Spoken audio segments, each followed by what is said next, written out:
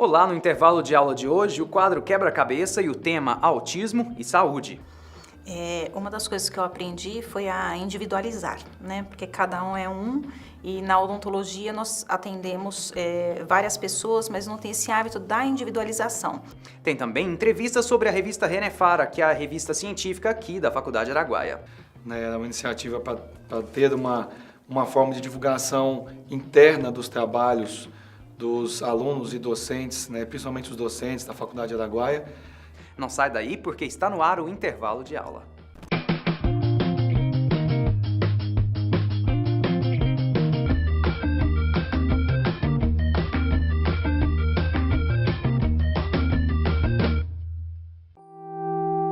Faça sua escolha valer a pena. Deixe sua marca no mundo. Construa sonhos. Cuide dos maiores tesouros da Terra. Comunique com o mundo. Ensine e aprenda. Planeje e conduza resultados. Faculdade Araguaia, cuidando de sua natureza. Para você que deseja construir, planejar, preservar, gerar riquezas com sustentabilidade. Faculdade Araguaia. Para você que deseja se dedicar ao crescimento de empreendimentos públicos ou privados. Faculdade Araguaia. Para você que deseja criar, cuidar e inspirar gerações. Faculdade Araguaia, cuidando de sua natureza.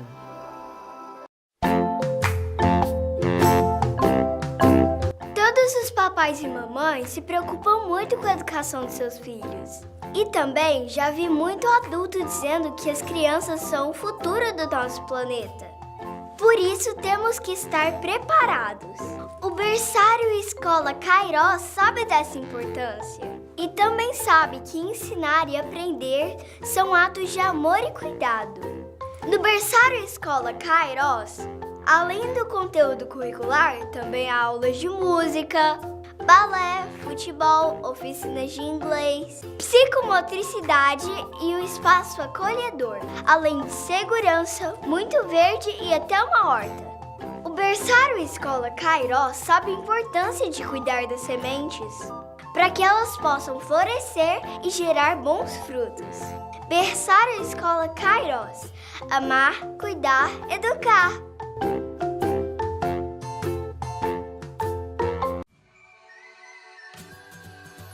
A Pousada Serras de Goiás é referência em hospedagem na cidade de Goiânia. Situada em região nobre da capital, próxima ao Goiânia Shopping e Parque Vaca Brava, a Pousada Serras de Goiás está entre clínicas médicas e estéticas de referência nacional, escolas conceituadas e importantes centros gastronômicos e de lazer no setor bueno. Na Pousada Serras de Goiás, você conta com estacionamento exclusivo, espaço para reuniões e eventos e acesso gratuito à internet com Wi-Fi, além de poder desfrutar da harmonia e beleza da natureza. Pousada Serras de Goiás, você perto da natureza no melhor ponto da cidade. Há mais de 15 anos, a Faculdade Araguaia se dedica a formar pessoas preparadas para o mundo do trabalho e para a vida. Agora, toda a tradição de um ensino de qualidade presencial, também na modalidade à distância. Estude pedagogia ou administração à distância na Faculdade Araguaia de acordo com o seu tempo e o seu ritmo. Aprenda conectado com o conhecimento, a qualidade, a criatividade e a inovação. Faculdade Araguaia, a educação à distância mais próxima de você.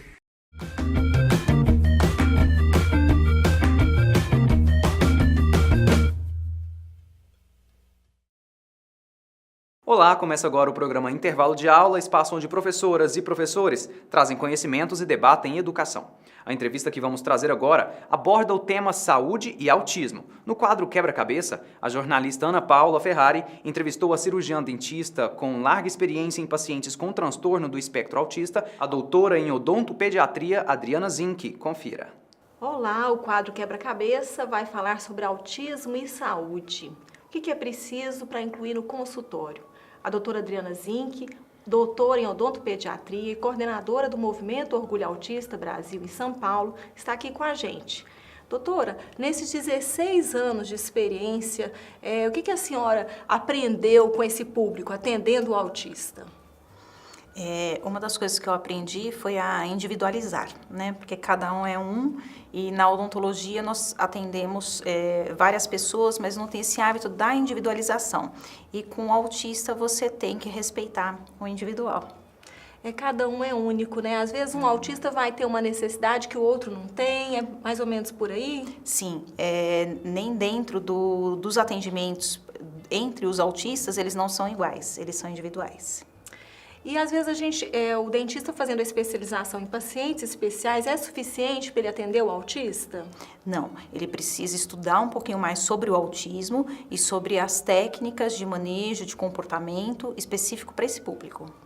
E aquele que já está atendendo um autista, ele já tem um paciente autista, aquele paciente já se ambientou no consultório, aí de repente ele se vê inseguro porque o autista às vezes deu uma crise no consultório. É possível reverter? Aquele profissional que já tem aquele vínculo, ele pode correr atrás dessa capacitação? Sim, tem alguns cursos para manejo de comportamento, adequação de consultório, técnicas de comportamento, que você consegue que essa criança tenha uma adaptação, uma readaptação ao ambiente. E o que é que assim seria mais importante para esse profissional? Como que ele poderia estar se comunicando melhor com uma pessoa que tem um transtorno do espectro autista? Ele precisa, o ideal é na entrevista ele já questionar aos pais como são as formas de comunicação que essa criança já usa no dia a dia. E ele tentar adequar o seu atendimento para essas formas de comunicação que esse paciente já usa. Então, aquele dentista ou um médico ou mesmo um profissional da psicopedagogia que quer atender esse público, como que ele pode começar bem? Eu acho que para começar bem, ele precisa conhecer, né? Então, ele tem que estudar um pouquinho sobre o autismo, entender sobre os autismos, né? E como que é o comportamento dessa criança, entender que ele vai ter essas alterações sensoriais, entender que ele vai ter algumas crises em alguns momentos, ele até tentar conduzir e reverter esse processo e aprender que cada dia é um. A gente fala sobre sensoriais, mas o autista ele vê, ele ouve, às vezes ele fala. O que é esse problema sensorial que ele tem? No consultório, as alterações sensoriais que ele tem é que assim, nós acabamos expondo o paciente a muitos ruídos e isso às vezes a criança que tem uma hipersensibilidade auditiva para ela é cruel. Nós temos com relação à parte sensitiva, às vezes só do profissional colocar a luva, o toque da luva incomoda aquela criança demais, é muito incômodo. O dentista usa o algodão, os rolos de algodão. Nós temos crianças que sensorialmente ela não consegue manipular o algodão e o dentista quer colocar diversos rolinhos de algodão dentro da boca da criança, então aquilo é um sofrimento grande que ela passa, ela vai se desorganizar neurologicamente. Com relação aos cheiros e os sabores, né? Então são coisas que infelizmente o consultório ele tem diversos estímulos sensoriais.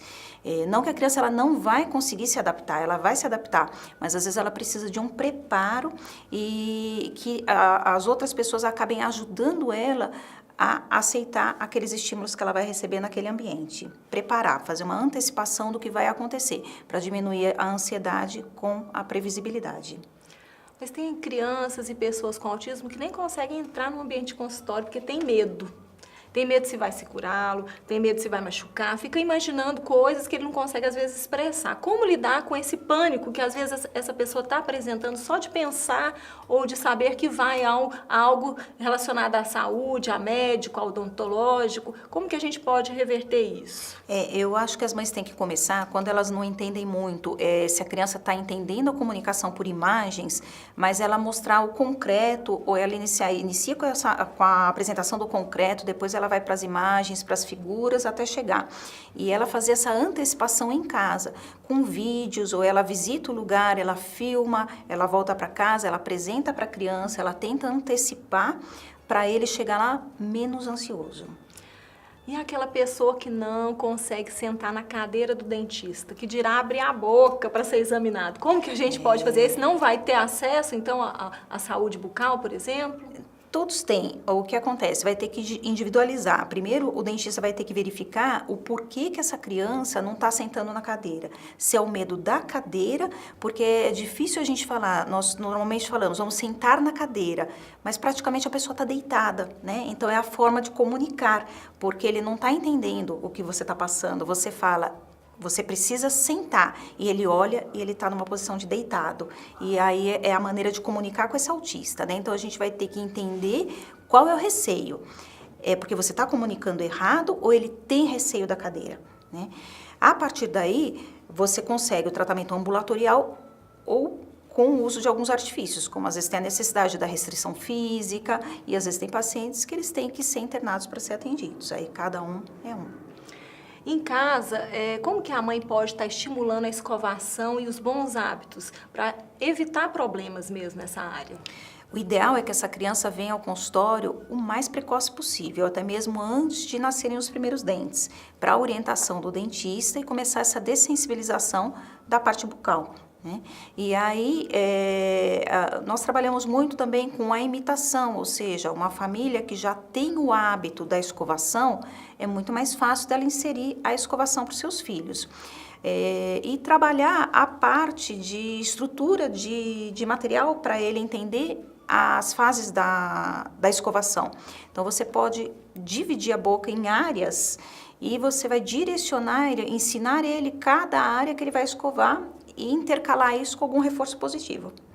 Mais ou menos, a gente já está misturando o TIT e o ABA numa terapia numa habilidade nova que é a escovação, a higiene bucal. E o dentista tem que entender de TIT, ABA, então? Tem que entender de TIT, tem que entender de ABA, tem que entender de PECs, tem que entender de tudo um pouco, porque ele vai ter que usar de tudo um pouco naquele paciente, se ele quiser atender ele ambulatorialmente, senão vai diminuindo um pouquinho, e aí ou você tem que ter artifícios de usar restrição medicamentosa, sedações, restrição física, ou levar ele para o ambiente hospitalar. E esses métodos como o TIT, o ABA e o PECs, eles auxiliam mesmo nesse processo? Sim, é lógico que se a gente recebe uma criança que ela já usa isso no dia a dia, então já faz parte da rotina dela. Então ela só vai acrescentar na rotina a visita ao dentista na estrutura que ela já está acostumada a usar. E seria o quê? Seriam imagens, tamanhos maiores ou tamanhos pequenos? Como que a família pode perceber isso em relação à pessoa que precisa? Ela vai ter que individualizar, ela vai ter que perceber se essa criança está entendendo a imagem ou não, porque às vezes você pode mostrar uma imagem de uma escova de dente para uma criança autista e ela não entender que aquilo é a escova que precisa ser colocada na boca. Algumas crianças precisam mais do concreto, então precisa mostrar a escova e mostrar o movimento para ela entender. Cada pai, ele já conhece mais ou menos o nível que sua criança está. E o profissional, ele precisa perguntar aos pais como está a habilidade dessa criança, como está a coordenação motora fina dessa criança e saber que nível que ele vai começar a trabalhar isso no consultório. E para aquela pessoa que vinha tendo bom hábito de escovar os dentes, que vinha indo ao dentista e de repente ela sofre algum trauma e passa a rejeitar. Então, às vezes acontece da criança, vamos supor, ela tem alguma situação que ela comeu uma coisa dura, machucou a gengiva em algum lugar e aí ela começa a associar que escovar o dente dói e aí ela não quer mais. Ou então entrou alguma coisinha no meio do dente, a mãe vai lá com o fio dental tentar remover e acaba empurrando mais e aquilo começa a doer, né? Então ela acaba associando que esse procedimento dói. Então a gente tem que tentar localizar, identificar o que aconteceu para tentar tirar esse trauma dessa criança e voltar ela à rotina, né? Existem crianças e adultos no espectro que eles são atendidos com restrição física em todos os tratamentos. Então, para ele é extremamente difícil o aceite e para fazer a prevenção ele precisa da restrição. Ele não aceita o tratamento sem estar com uso de restrição física. Mas aí eu comento muito com as mães. Se a gente sai na rua e pergunta, mãe, pergunta para os 10 primeiros que passarem, quantos gostam de ir ao dentista? pode ser que 10 vão falar não. Então, a gente tem que dar a liberdade de aceitar que ele não goste de ir também, né? Então, pode ser que aquele não goste. O que ele não pode, o que não pode deixar é de fazer, né? Então, a prevenção tem que fazer, por mais que use a restrição física, porque lá na frente, se não for feita a prevenção hoje, ele vai ter que ser internado para anestesia geral para o tratamento. A gente falou sobre em casa, falamos sobre o consultório, agora vamos somar a escola. Será que dá certo se a gente unir nessa prevenção na saúde bucal, ainda chamar a escola para fazer parte desse processo? Sim. Antigamente as escolas tinham um momento da higiene bucal, né? Hoje em dia não são todas as escolas que mantêm essa parte da higiene bucal. O que eu comento é que a maneira como for ensinado dessa criança a fazer a sua higiene bucal, se ela for seguir uma sequência do lado esquerdo para o direito, de cima para baixo, mais ou menos como um modelo TIT, então essa professora tem que ser orientada a seguir a mesma sequência. Então, quando nós estruturamos um material para trabalhar com uma criança no espectro, todo mundo que trabalha com ela tem que trabalhar da mesma maneira. A senhora vai fazer uma parceria com uma escola, vai iniciar esse trabalho lá em São Paulo, né? Eu vou fazer um projeto agora com uma escola pública em São Paulo. Nós vamos estar fazendo o treinamento dessas crianças numa universidade lá, para ver o retorno em relação ao método TIT adaptado para a escovação. E quantas crianças vão participar? Como que vai ser o dia a dia? Nesse momento foram selecionadas 20 crianças. E nós vamos tentar, vai ser um treinamento individual. Então, os pais primeiro vão receber algumas palestras de orientação, até mesmo para eles acompanharem em casa e continuarem o processo. E essas crianças, essas 20, vão ser trabalhadas na escola. A nossa intenção é o aceite da higiene bucal. Não necessariamente que essa criança consiga fazer isso sozinha. E é possível a gente cuidar dessa higienização bucal para que a pessoa não venha a ter nenhum problema de saúde relacionado a isso? Sim, eu tenho pessoas que estão no meu consultório em prevenção há mais de 10 anos livre de cárie. E até mesmo aceita passar o fio dental? O fio dental também é um treino, então tem maneiras de você ensinar a passar o fio dental que essa criança ela começa a aceitar isso melhor. Não necessariamente ele vai ter coordenação motora fina para passar o fio dental sozinho. Então a gente também individualiza para ver que criança que vai conseguir a higiene bucal sozinha e qual criança que precisa de um apoio. Para encerrar a nossa conversa de hoje, vamos falar um pouquinho sobre políticas públicas. Vamos chamar o governo, os políticos, as autoridades também para somar esse processo. Aí fica completo a gente pensar que vai ter essa orientação na cidade, por exemplo? Esse seria o ideal, porque nos postos nós temos dentistas nas UBSs, então eu acho que teria que esse dentista abraçar mais essa comunidade que está próximo a ele, com palestras de prevenção e orientação. Porque às vezes a mãe, ela não leva a criança ao dentista por falta de orientação mesmo, né?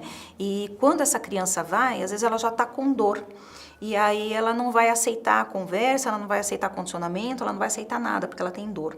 Então, começar esse processo preventivo na comunidade seria o ideal. Muito obrigada, doutora Adriana.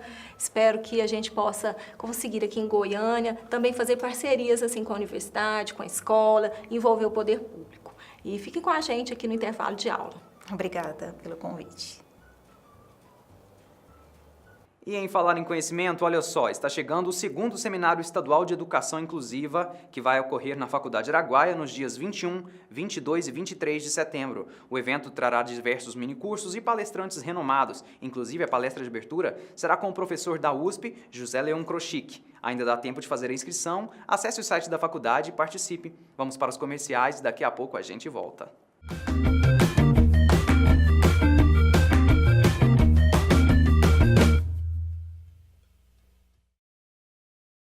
Estude Pedagogia ou Administração à Distância na Faculdade Araguaia e aprenda conectado com o conhecimento, a qualidade e a inovação de acordo com o seu tempo e o seu ritmo. Faculdade Araguaia, a educação à distância mais próxima de você. Não pare o que pode te impulsionar.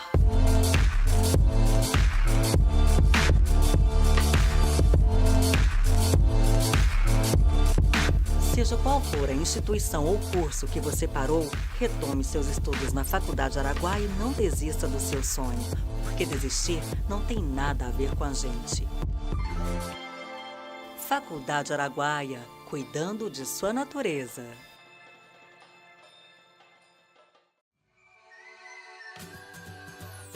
O Hotel Serras de Goiás é o lugar ideal para se hospedar em Goiânia. Com excelente localização, está situado entre os principais centros de compras, teatros e clínicas médicas do setor aeroporto e do centro da cidade, ao lado do Estádio Olímpico e o Centro de Cultura e Convenções de Goiânia.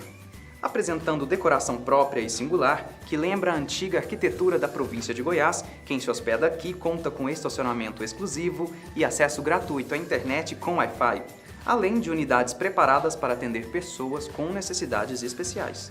Aqui, no Hotel Serras de Goiás, o sabor da boa gastronomia também faz parte do café da manhã.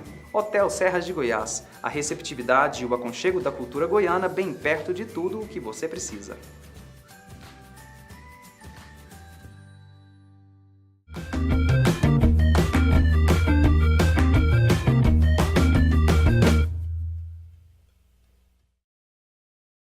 Voltamos ao intervalo de aula e agora você acompanha a entrevista realizada pelo aluno Natanael Dias com o professor Milton Gonçalves, coordenador da pós-graduação da Faculdade Araguaia, sobre a revista Renefara. Olá, hoje vamos falar sobre a Renefara, que é a revista eletrônica da Faculdade Araguaia. E para falar mais desse assunto, nós vamos conversar aqui com o doutor em Ecologia, professor do curso de Engenharia Ambiental da Faculdade Araguaia e também faz parte da comissão da revista, que é o professor Milton Gonçalves. Olá, professor, tudo bem? Tudo jóia, beleza. Tudo bem, então, professor. Como surgiu essa ideia de criar a Renefara? Olha, eu inicialmente não participei da idealização. A idealização ela foi tomada como iniciativa pela professora Rita e professor Ronaldo em 2011. Né, era uma iniciativa para ter uma forma de divulgação interna dos trabalhos dos alunos e docentes, né, principalmente os docentes da Faculdade Araguaia.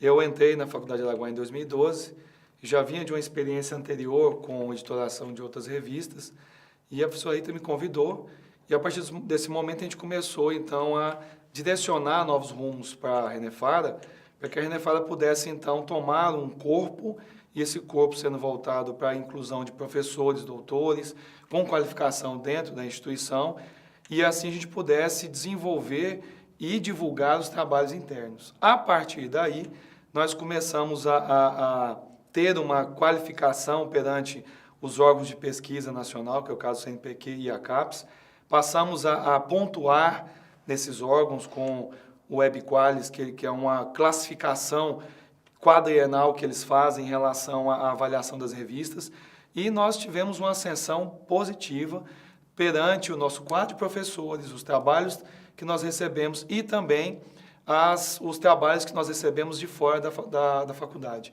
Então, assim, nós somos bem otimistas em relação à Renefara, porque a Renefara é uma revista nova, perto de várias revistas científicas no Brasil. Nós temos ao todo, assim, de uma revista com corpo editorial formado, 5 anos, e são 5 anos de muito trabalho, dedicação e trabalho sério para que ela pudesse chegar hoje a um nível de classificação B4 dentro da classificação que é gerenciada pela CAPES. Então, professor, e na sua opinião, qual é a importância dos artigos publicados para os professores e também para os alunos da Faculdade Araguaia? Olha, inicialmente, todo e qualquer pesquisador, professor pesquisador no Brasil, né, que é o cargo que nós temos no Brasil, ele tem que pensar que o trabalho que ele faz é de divulgação. Se é de divulgação, ele tem que tornar o que ele faz de divulgação pública. Então, as revistas científicas vêm para isso. Então, já na Faculdade Araguaia, a gente amadureceu nesse sentido, em que os professores que trabalham com seus alunos, desenvolvem projetos, desenvolvem formas de difusão do conhecimento, fazendo com que esse meio, que é a Renefara, seja uma forma de difusão a nível mundial. A internet hoje é um mundo sem fronteiras, então um trabalho hoje publicado na internet com qualidade, através de uma banca examinadora que vai avaliar esse trabalho, vai dar consistência, hoje faz com que o trabalho do pesquisador seja mais consistente. Bom, professor, e falando sobre esse processo de avaliação da publicação desses artigos, como se dá esse processo de avaliação para que um artigo seja aprovado e ser publicado na Renefara? Aí que está a grande credibilidade que a gente recebeu do governo federal através da CAPES, porque é uma forma de certificar que a informação ela realmente foi dada um critério científico na sua forma de escolha, na sua geração de resultados, na sua discussão. Então, isso é feito através de 2 avaliadores. Então, esses 2 avaliadores, ao qual são escolhidos perante os seus currículos, a sua interação com a área temática do artigo. Então, são 2 avaliadores que avaliam ao mesmo tempo, e essa avaliação ela é criteriosa e sistemática dentro dos critérios da revista e das normas da BNT. Ao final dessa avaliação, eles, então, aferem uma nota e um conceito ao qual os autores têm que se adequar ou, infelizmente, são recusados do seu trabalho. E de que forma esses artigos podem ser trabalhados em sala de aula? Beleza, isso aí que é muito bom, porque como nós temos essa ferramenta hoje na Faculdade Araguaia, nós temos uma ferramenta de grande difusão, que é a internet, ao meio dentro do que nós temos, que é a Renefara. A Renefara, então, se tornou uma extensão das referências bibliográficas nossas. Então, aquelas referências bibliográficas que nós temos de conteúdo complementar podem ser usadas através das publicações na Renefara. Então, eu mesmo faço isso com meus alunos. Então, todos, não são só meus artigos, mas a maioria dos artigos que nós temos de áreas correlatas nas nossas disciplinas, a gente acaba indicando. Então, se torna uma extensão do conhecimento, não só fixo num livro, ao qual nós temos na nossa biblioteca na faculdade, mas também uma forma do conhecimento mais de rápido difusão, que são os artigos científicos. Professor, agora para falar sobre os assuntos publicados, de maneira geral, quais são os assuntos, na sua opinião, mais relevantes para se publicar na Renefara? Olha, assim, a Renefara atualmente, ela está, como eu falei com você, nós estamos com B4 interdisciplinar, né? Então, além disso, nós estamos também com B4 em Geografia, em Materiais, que é a área de Engenharia Civil, e outras áreas também com outros conceitos menores que esse. Mas, assim, de um modo geral, como a Renefara é interdisciplinar, todas as temáticas que nós podemos avaliar que se enquadrem na interdisciplinar e que passe pelo corpo, a comissão editorial, e que se enquadre no escopo da revista, que nós temos um escopo também, quer dizer, que tem toda uma linha que deve ser seguida, é uma forma de difusão também de um trabalho científico. Independente se for um artigo, uma nota científica, né, uma resenha, isso acaba entrando desde que seja avaliado pela nossa comissão. Eu agradeço o convite aqui do programa Intervalo de Aula, né? Você deu espaço para que a ciência tenha mais um meio de difusão, né? Que além da difusão da internet, então, nós temos outras mídias agora para difundir. Então, eu convido a todos os pesquisadoras, não só de Goiânia, Goiás, Brasil, né? Para que possam conhecer a nossa revista, o nosso periódico, e se sintam à vontade de enviar os trabalhos que nós receberemos e passaremos por todo o critério, né, de um corpo editorial, para que possam aí ter qualidade. E nós também recebemos aí trabalhos não só de publicação interna, mas de publicação também de todo o Brasil. Obrigado. Muito obrigado, professor. E mais uma vez, muito obrigado a você que nos assiste. Bom, o intervalo de aula hoje fica por aqui. Continue conosco nas redes sociais durante a semana e no nosso canal do YouTube. Espero você no próximo domingo. Até lá.